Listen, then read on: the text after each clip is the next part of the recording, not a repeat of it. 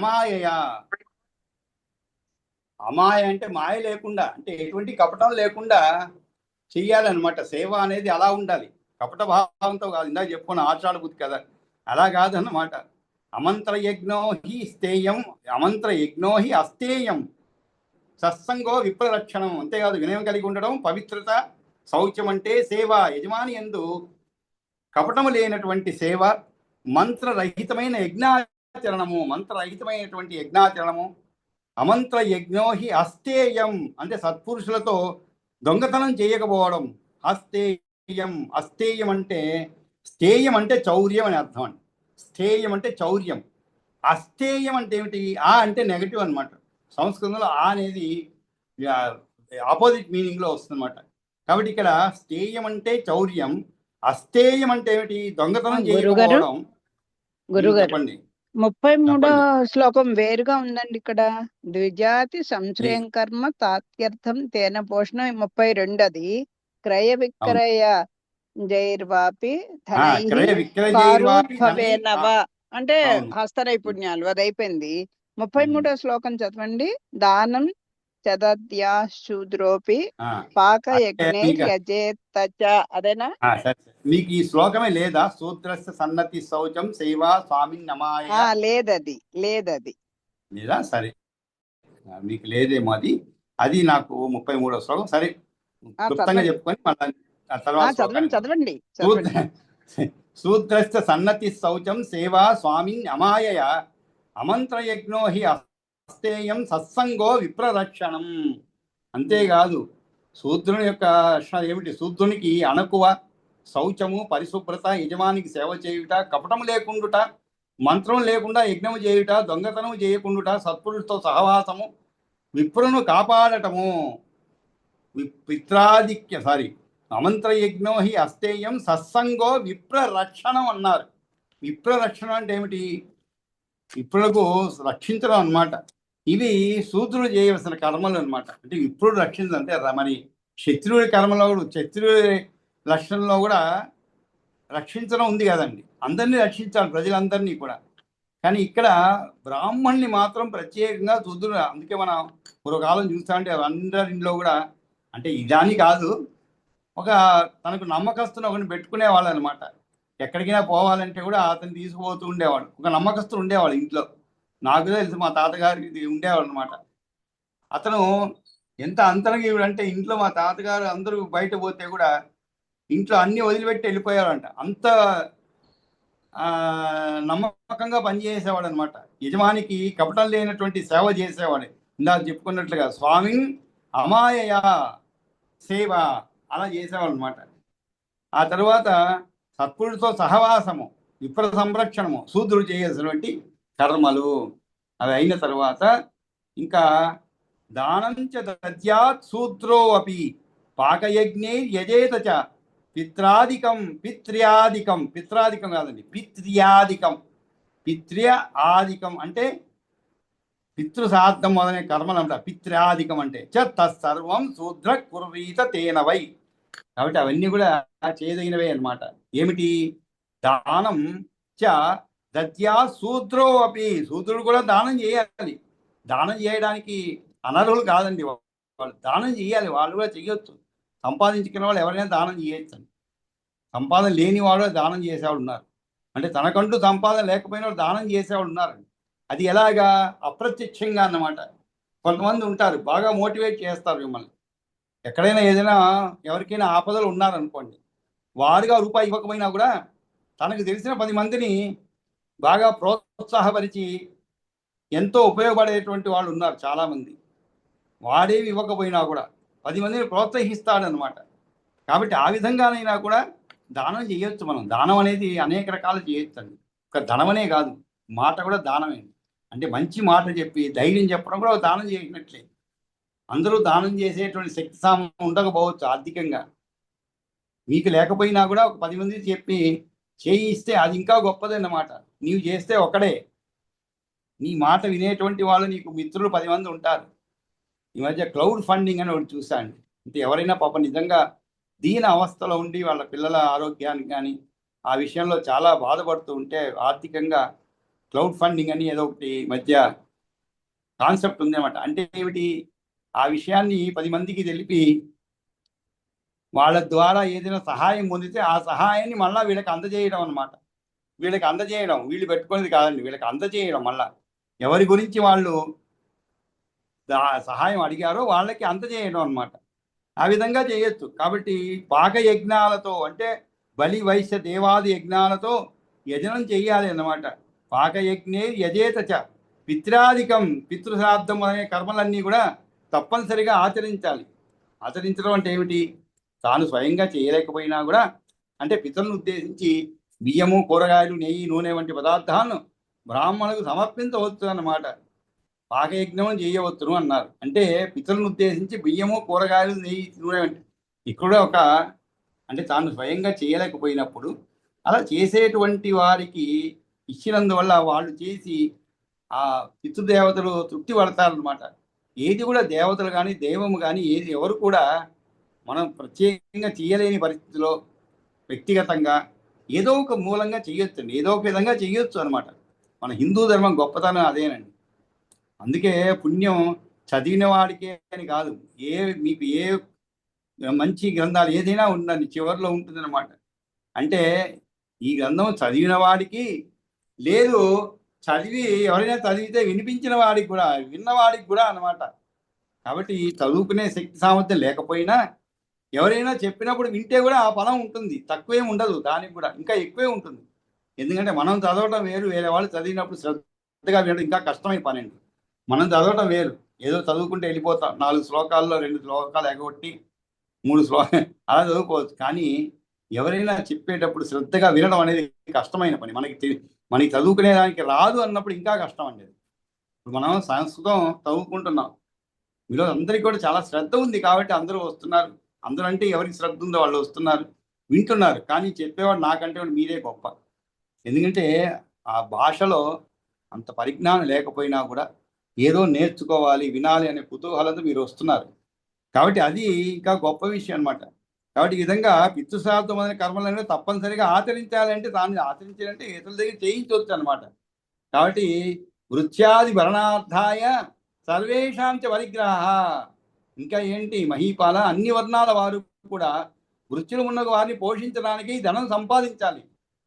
వృత్యాది భరణార్థాయ, భరణం అంటే ఏమిటి, పోషించడం. అందుకే భరణం ఇవ్వడం అంటారు. భరణం అంటే పోషించడం అన్నమాట. వృత్యాది భరణార్థాయ అంటే ఏంటి, సేవకులు ఉన్న వారు ఉంటారు, వారిని అందరూ అంటే ఇది ఒకరికని కాదండి, 4 వర్ణాల వారికి సంబంధించిన ధర్మాలు చెప్తున్నాడు అన్నమాట వృత్యాది అని. అంటే ఇది నలుగురికి సంబంధించింది, అటు ఒక బ్రాహ్మణుడికి కానీ, అటు క్షత్రియుడికి కానీ, లేదు వైశ్యుడికి కానీ, శూద్రుడికి కానీ కాదు, అందరికీ సంబంధించినటువంటి కామన్ అన్నమాట ఇది.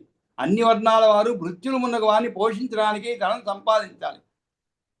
అంటే ఏమిటి, ఉదాహరణ ఒక నర్సింగ్ హోమ్ పెట్టుకున్నారు అనుకోండి, అర్థం ఏదో చెప్తాను.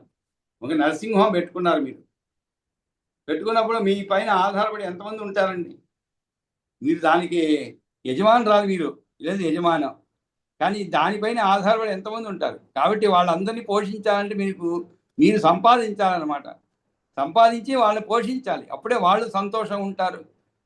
మీ నర్సింగ్ హోమ్ కానీ, లేదు మీ ఆఫీసు కానీ, ఏది కూడా అభివృద్ధిలోకి వస్తుందన్నమాట. అంతేగాని వాళ్ళని పోషించలేక మీరు ఊరికే ఏదో మీ పనులు మాత్రం చేయించుకుంటే వాళ్ళు ఉండరు. 4 రోజులు చూస్తారు, 4 నెలలు చూస్తారు, తర్వాత వెళ్ళిపోతారు అనమాట. కాబట్టి అది ఏ వర్ణాల వారికైనా కూడా ఒకటే అన్నమాట. కాబట్టి వృత్తులు ఉన్న వారిని పోషించడానికి ధనం సంపాదించాలి. ఋతుకాలంలో తమ భార్యను పొందాలి. ఋతుకాలే అభిగమనం స్వదారేషు మహీపతే. స్వదారేషు, దార అంటే పత్ని అని అర్థం, భార్య అని అర్థం.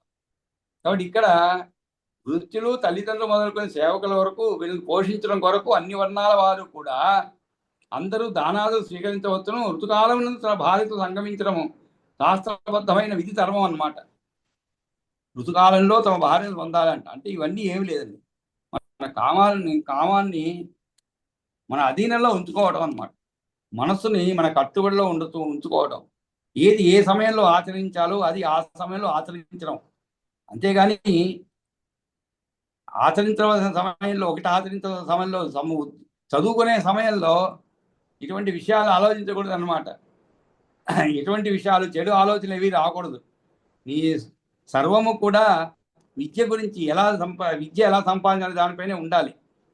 ఇలా సుఖపడాలని కాదు, సుఖపడేందుకు కారణం ఇంకా ఉంది, కాలం ముందు ఉంటుంది. అది ఎప్పుడు మంచి విద్య పొందినవాడు అనమాట. మంచి విద్య పొందినవాడు ఖచ్చితంగా సుఖపడతాడు. ఒకవేళ ఉద్యోగం రావడం ఒక రోజు లేట్ అయినా, ఆలస్యమైనా కూడా, ఉద్యోగం రాకపోయినా కూడా వాడికి ధైర్యం ఉంటుంది అనమాట. విద్య ఉన్నది. విద్వాన్ సర్వత్ర పూజితే అన్నారు. ఇక్కడ రాకపోతే వేరే చోట. అందుకే చెప్పారు, గ్రామంలో గ్రామ అధికారి ఒక రాజు ఉంటాడు. రాజు ఏదో ఒక చిన్న రాజ్యానికి రాజు అనుకోండి, అక్కడ మాత్రం పూజింపబడతాడు అనమాట. అదేవిధంగా చక్రవర్తి ఉన్నాడు అనుకోండి, ఇంకా కొన్ని విస్తారమైనటువంటి ప్రదేశంలో ఆయన పలుకుబడి ఉంటుందన్నమాట, పూజింపబడతాడు. అదే విద్వాంసులు అనేవాడు ఎక్కడైనా పూజింపబడతాడు. విద్య ఉన్నవాడు ఎక్కడైనా పూజింపబడతాడు. పూజింపబడతాం అంటే ఏంటి? అతని యొక్క విద్యను గుర్తించబడుతుందన్నమాట బాగా. అందుకనే మన పిల్లలు చూడండి, చాలామంది ఇక్కడి నుంచి విదేశాలకు పోయి చదువుకుంటారు. అంటే వాళ్ళకి అక్కడ గుర్తింపు ఉంది కాబట్టి పోతున్నారు, ఊరికే పోరు కదండి. ఇక్కడ గుర్తింపు ఉంది కానీ వాళ్ళకి అక్కడ ఎక్కువ గుర్తింపు కాబట్టి అక్కడికి పోతున్నారు అనమాట. అక్కడ గుర్తింపు పొంది అక్కడ యూనివర్సిటీలో మంచి మార్కులు తెచ్చుకొని అక్కడే రాణిస్తున్నారు, యూనివర్సిటీ టాపర్లు అవుతున్నారు. వాళ్ళ పేర్లు సువర్ణ అక్షరాలతో లిఖించబడుతున్నారు యూనివర్సిటీల్లో. అంత గొప్పతనం పొందారనమాట మన పిల్లలు. అంటే విద్వాన్ సర్వత్ర పూజతే అనే దానికి ఇది కూడా ఉదాహరణ. అంతేకాదు ఋతుకాలంలోనే తమ భార్యను పొందాలి అనేటువంటి ఒక నియమం అన్నమాట. అంటే ఏమిటి? కామాన్ని ఎప్పుడు కూడా మన అధీనంలో ఉంచుకోవాలి, కోరికలు ఎప్పుడు మన అధీనంలో ఉంచుకోవాలన్నమాట అనే దానికే ఇలా చెప్పబడింది.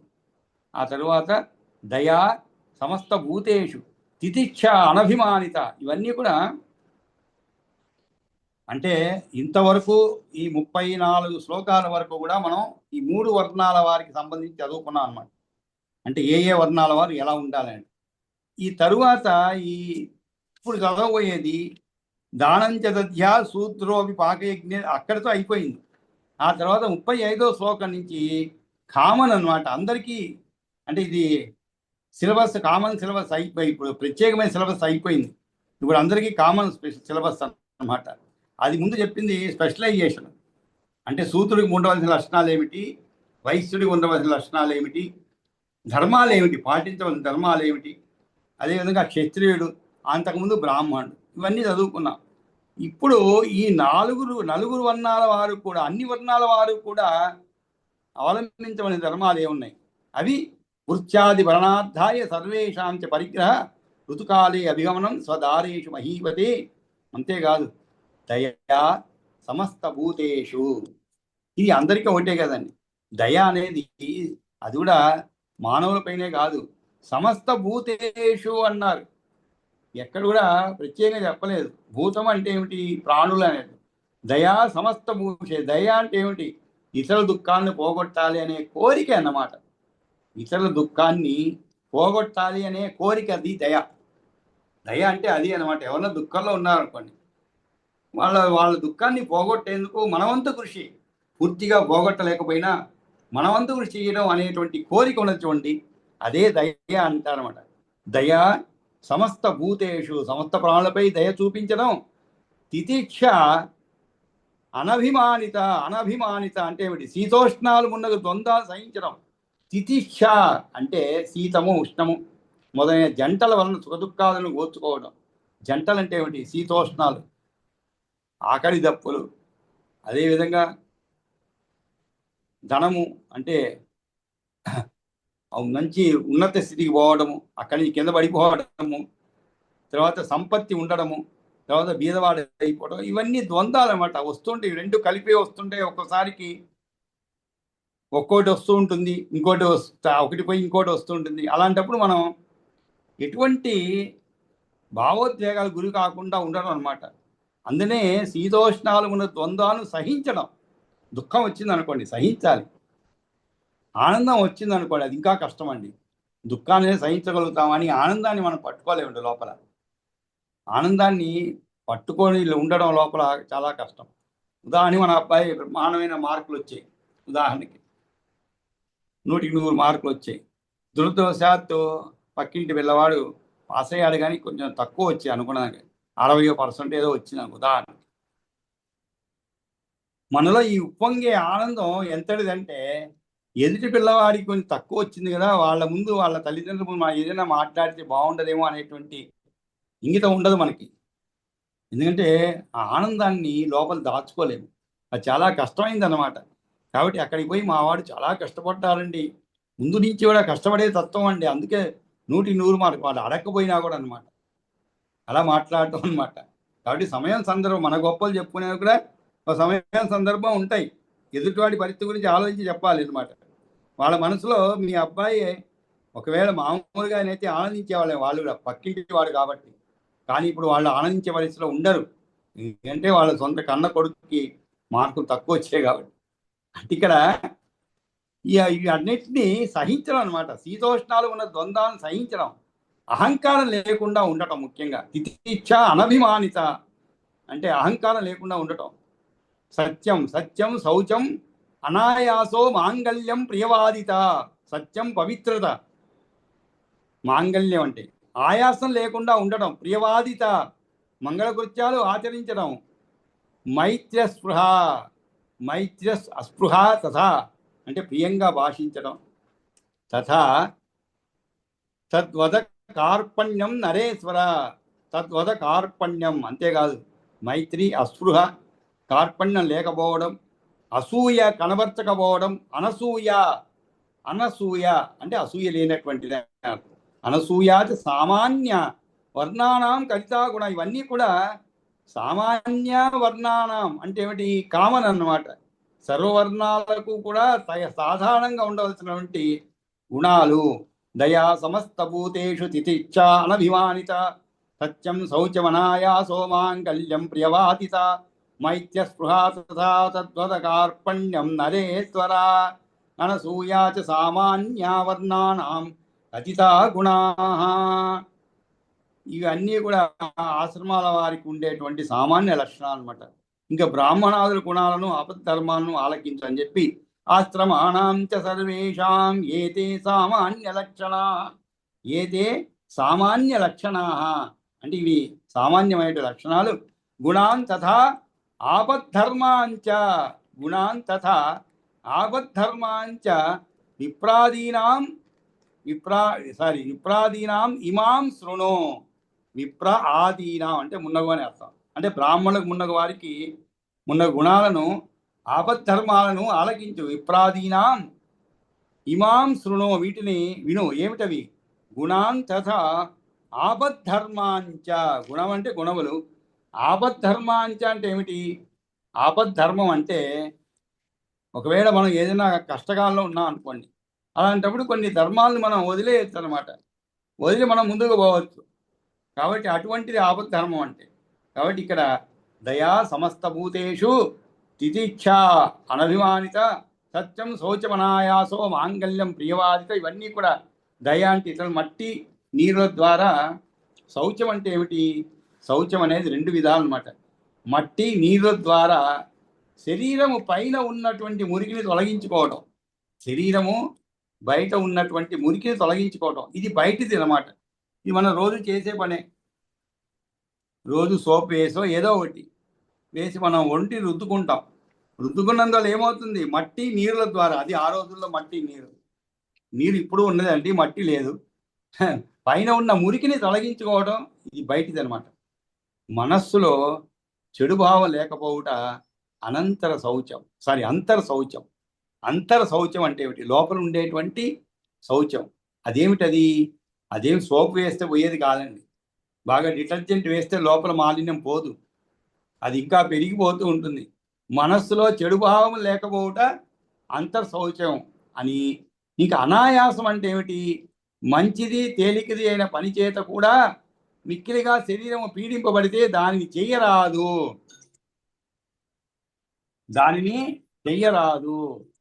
దీనిని అనాయాసం అని అంటారు అన్నమాట.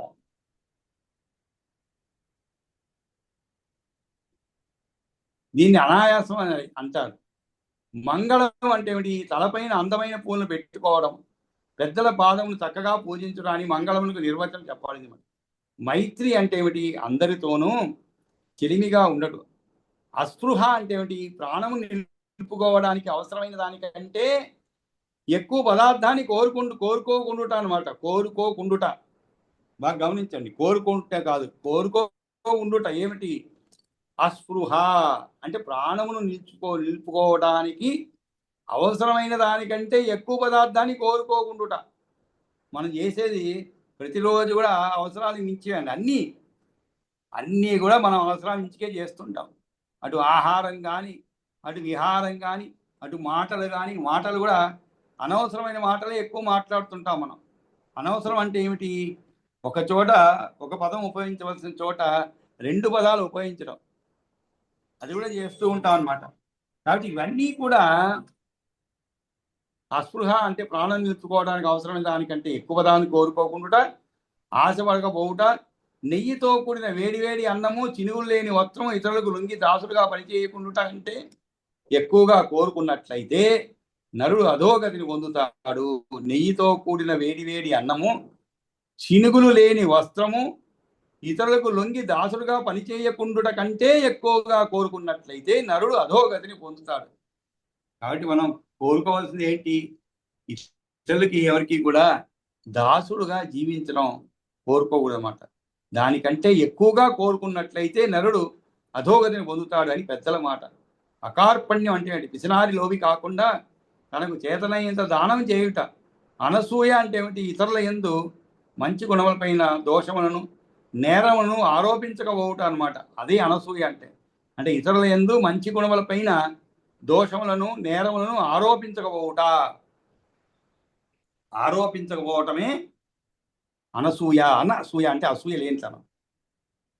అంటే ఇందాక చెప్పుకున్న ఒక ఉదాహరణ, ఏదో పాపం వాళ్ళు సంతోషంగా మా అబ్బాయి పాస్ అయ్యాడండి అని చెప్పి మీకు చాక్లెట్ ఇచ్చాడనుకోండి ఉదాహరణకి, మనం ఏం చేయాలి? చాలా కంగ్రాచులేషన్స్ అండి అని మనఃపూర్వకంగా ఆశీర్వదించాలి. కానీ లోపల మనం వాడికి తక్కువ మార్కులు వచ్చింది అని అసూయ ఉంటుందన్నమాట లోపల. కాబట్టి దాన్ని ఆనందించలేము మనం. అందువల్ల ఏం చేస్తాం? ఇతరుల మంచి గుణాల పైన దోషం, నేరం అంటే ఏమిటి? వాళ్ళు ఏదో పాపం సంతోషంగా ఇస్తే మనం ఏం చేస్తాం? చాలా గర్వపడుతున్నారండి మీ వాడికి మార్కులు వచ్చిందని, మావాడు బాగానే చదివేవాడు, ఏదో దురదృష్టం సరిగా రాలేదు అని అనడం అన్నమాట.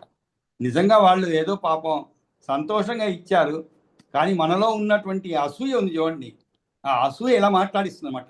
అంటే వాళ్ళ మంచి గుణాన్ని కూడా దోషారోపణ చేస్తున్నమాట. వాళ్ళ మంచి గుణాల పైన దోషారోపణ చేయటం, అదే అనసూయ. ఇతరులని మంచి గుణమైన దోషం, నేరములను ఆరోపించకపోవడం. కాబట్టి ఈ విధంగా సమస్త ప్రాణుల యందు కూడా దయా, ఓర్పు, అభిమానం లేకుండుట, యథార్థాన్నే పలుకుట, బాహ్యాభ్యంతరములందు శుద్ధిని కలిగి ఉండుట, ఆయాసం నందకుండుట, మంచి నడవడితో మంగళ రూపుడై ఉండుట, చూసేవారికి భయాన్ని కలిగించకుండుట, ప్రీతిని కలిగించే మంచి మాటలనే పలుకుతుండుట, అందరితో స్నేహమును కోరుకొనుట, పిసినారితనం వదులుకొని చేతనైనంత దానము చేయుట, అనసూయ అన్నవి 4 వర్గాల వారికి కూడా ఉండవలసినటువంటి మంచి గుణాలు అన్నమాట. ఇవన్నీ కూడా ఆశ్రమాణాంచ సర్వేషాం ఏతే సామాన్య లక్షణ గుణాంతద ఆపద్ధర్మాంచ విప్రాదీనామాతృను క్షాత్రం కర్మ ద్విజస్య ఉక్తం వైశ్యం కర్మ తదా ఆపది రాజన్యస్థిత వైశ్యోక్తం సూత్రం కర్మ నవైతయో. ఆపద్ధర్మంగా ద్విజుడు క్షత్రియ కార్యాన్ని అంటే ఏమిటి? క్షత్రియ కార్యం అంటే ద్విజుడు క్షత్రియ కార్యం చేయటం అంటే ఏమిటి?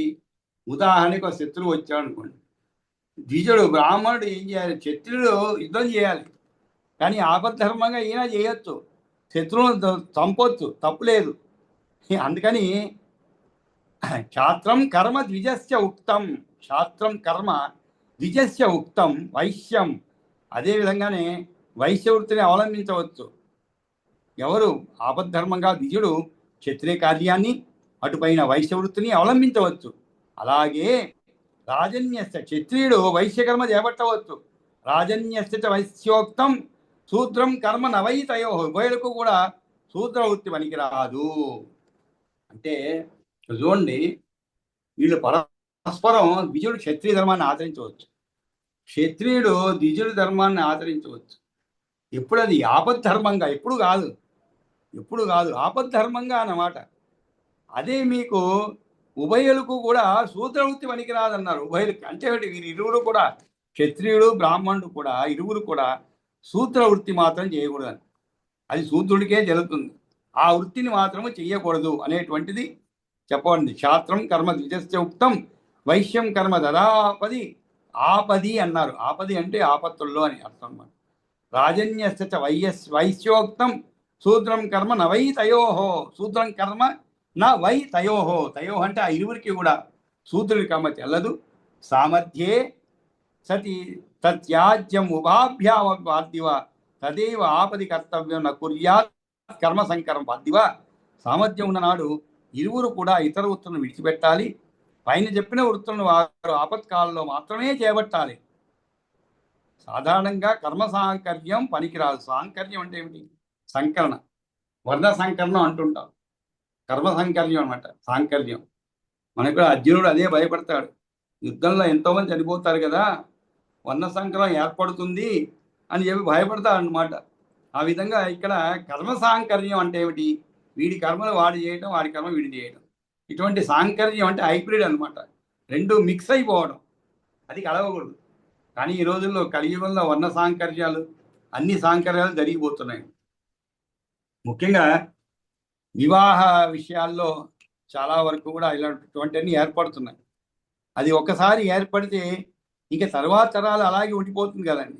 వర్ణ సాంకర్యం ఏర్పడిపోయినట్లే అన్నమాట. అంటే మన దీంట్లో దొరకకుండా యోగ్యులైనటువంటి వారు కొంత అంటే పాత వారు పెట్టినటువంటి నియమాలను ఆచరించలేకపోవడం వల్ల, ఎందుకంటే అలా ఆచరిస్తే వివాహాలు అయ్యేటువంటి కష్టమైపోతుంది అనమాట. అలా కాకుండా వాళ్ళుగా ఇష్టపడి చేసుకోవడం, యువతరానికి ఇటువంటి వర్ణాలు వినాలు ఏమీ లేదండి. వివాహం వచ్చినప్పుడు, ముఖ్యంగా ప్రేమ ఏర్పడినప్పుడు ఇవేమీ చూడటం లేదనమాట. తల్లిదండ్రుల యొక్క బాధలు చూడటం లేదు.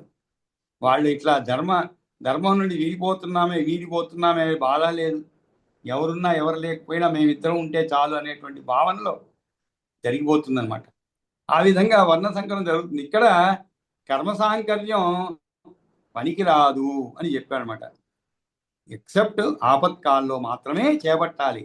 ఈ చేతే కదితా రాజన్ వర్ణధర్మ మయా తవ ధర్మం ఆశ్రమ్యాం సమ్యక్ భ్రవతో మే నిశామయ. రాజేంద్ర, ఈ విధంగా నేను నీకు వర్ణ ధర్మాలు తెలిపాను. ఇచ్చేతే కదిత రాజన్, కదిత అని చెప్పబడింది రాజా. వర్ణధర్మ మయా తవ, వర్ణధర్మాలు తెలిపాను. ధర్మం ఆశ్రమిణాం, ఇంకపై ఆశ్రమాచారాలు పాటించే వారి ధర్మాలు తెలియజేస్తాను. సమ్యక్ భ్రవతో మీ నిశామయ. నిశామయ అంటే ఆలకించు. కాబట్టి ఈ తీరుగా వర్ణధర్మాలు తెలిపినాను. ఇక ముందు ఆయా ఆశ్రమాలలో ఉన్నప్పుడు వ్యక్తులు పాటించవలసిన ధర్మాలను చెప్పబోతున్నాను. ఆశ్రమం వేరు, ఆశ్రమం వేరు, వర్ణం వేరండి. అంటే ఇక్కడ వర్ణ ధర్మాలు వేరు, ఆశ్రమ ఆచారాలు వేరు. ఇప్పటి వరకు మనం చదువుకున్నది వర్ణ ధర్మాలు అన్నమాట. ఇంకపై ఆశ్రమ ఆచారాలు చెప్తాను విను అంటున్నారు. కాబట్టి మన ఆశ్రమ ధర్మ వర్ణనం అనేది మనం రేపు పెట్టుకున్నామండి. కాబట్టి ఈ రోజుకి ఇంతవరకు నిలిపేసి ఇంకా చదవలసిన వాళ్ళు ఒక 5 నిమిషాలు 6 నిమిషాలు ఉంటాయి. కాబట్టి వీలైన శ్లోకాలు పూర్తి చేసుకున్నాం. నిన్నటి వరకు మనం 25వ శ్లోకం వరకు అయిందండి 7వ అధ్యాయంలో. 26వ శ్లోకం చదవండి. 7వ అధ్యాయం తర్వాత 8వ అధ్యాయం. 7వ వసతి హృది సనాతనీ తస్మిన్, అది అయిపోయింది. ఆ తర్వాత 27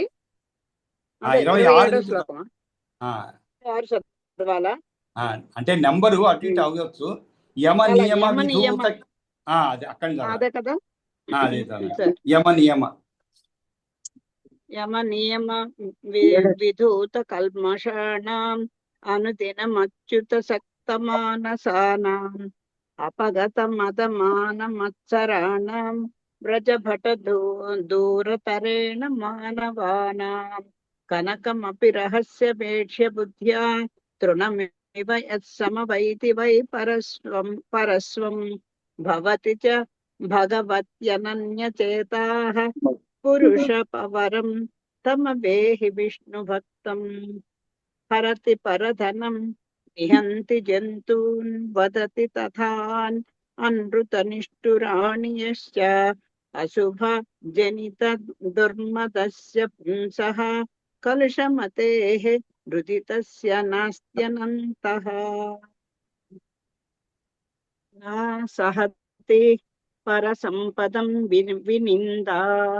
వినిందాం కలుషమతిః కురుతే సతామ సాధుః న యజతి న దదాతి యచ్చ సంతం మనసి న తస్య జనార్థనోధమస్య పరమ సుహృది బాంధవే కళత్రే సుతతనయా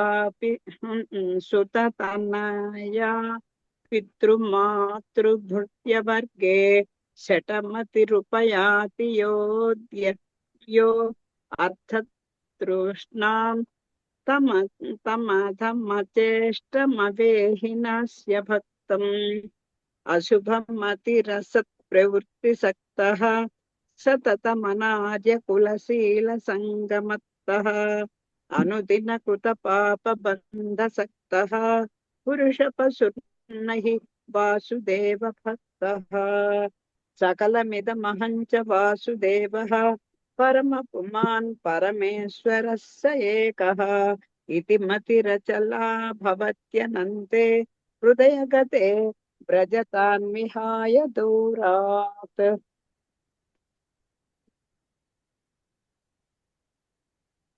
కమలనయన వాసుదేవ విష్ణు ధరంధరాచ్యుత శంఖచక్రపాణి భవశరణమితీరయంతి ఏ వై త్యజ భట దూరతరేణ తాన పాపా వసతి మనసి యస్య సహ అవ్యయాత్మా పురుషవరస్య న తస్య దృష్టిపాతే తవ గతిరథవా మమాస్తి చక్ర ప్రతిహత వీర్య బలస్య సహ అన్యలోక్యః.